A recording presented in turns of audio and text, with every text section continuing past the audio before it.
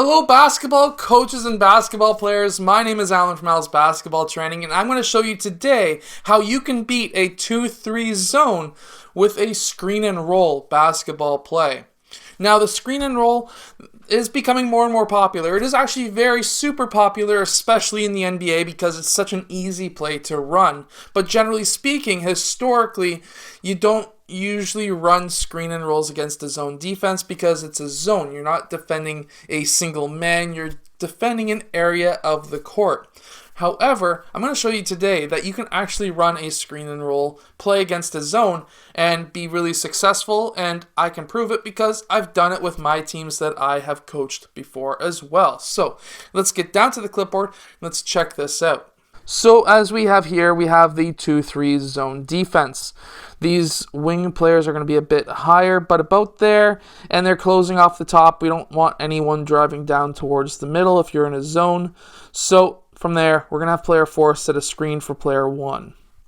So the weak areas, if you don't already know, are the high post in the zone. That's like a total big weakness. So we're going to have player 4 set that screen, and player 1 is going to pop off of that screen. Of course, he could be technically wide open, and if he is, he could take that shot. However, we're going to be having player 4 pop out on player 1 to stop that shot from happening. Meanwhile, we're going to be having player 4 cut down the middle of the key. Player 3 may have an extra option as a shot as well, but because of that, we want player 3 to drive, especially if player 4 is quick laterally to try and cut off that shot. If we have player 3 cutting baseline and we have player 4 going down towards the middle, that's going to leave player 5 with only one option, and that is to cut off player 3, in which case this could be a quick, easy basket for player 4. Of course, we have a couple of different options already. We could have had player 1 taking the 3-point shot. We could have had player 3 taking the 3-point shot or a floater. We also have the option for an assist from player 3 for player 4 to get a shot here, or because we got it in the middle of the key, which again is another weak point for a zone defense, is having player 3 collapse on him. Player 2 would then move over, and then guess who we have open?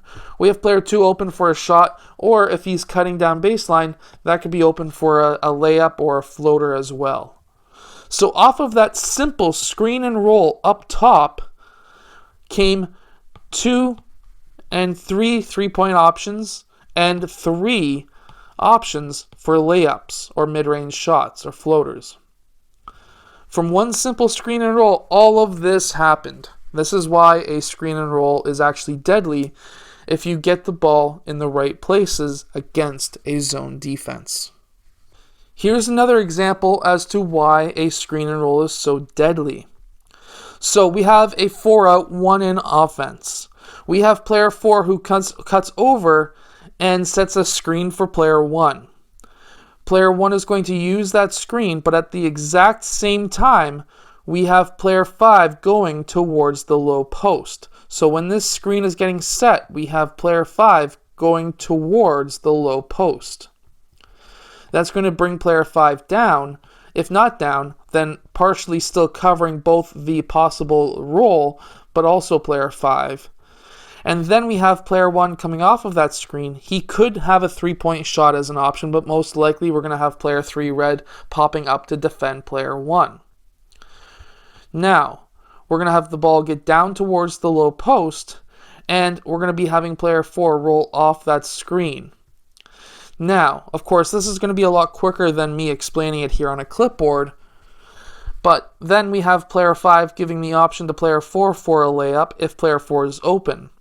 If player 4 is open but gets collapsed on really quickly, we can have player 3 move down or have player 3 set a screen for player 2, one or the other. And now we have a player, either player 2 or player 3 open for a 3-point shot or even a mid-range shot on the weak side. So this is another fantastic play that you could run with your team against the 2-3 zone if you just want to oversimplify your offense. And strategies like this, I wouldn't necessarily call them plays because it is more or less just it's a tactic that you can use against a 2-3 zone that every single player should know. Especially every single player on your team should know these strategies and these tactics, because if they ever get stuck, maybe if you've got a shot clock, which up here in Canada we have shot clocks now. This never happened when I was in high school, but when I got out of high school, shot clocks became a thing. And basically, if you are maybe 8 seconds, 9 seconds, 10 seconds left on the clock, a shot clock, or even the game clock, and you know these tactics and these strategies, you could say, hey, just zone screen and roll 1, or zone SN or SR, or whatever you want to call it, 1. Something quick, simple, SNR, let's go.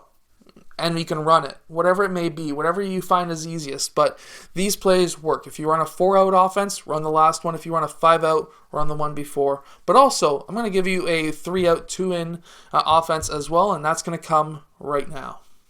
Okay, so we have 2-in-1 closing off the tops, and this is what we're going to be running. We're going to be having player 2 set a screen for player 1. This can work on this side as well. I'm just showing it on the right side. Most players are right-handed anyways, so you'll probably get this called on that side most often. And then we'll have player 1 come off of that screen. Now, he could take that 3-point shot. That is an option. However, we're going to be now having player 2 roll off of that screen and player 4 popping out towards the 3-point line.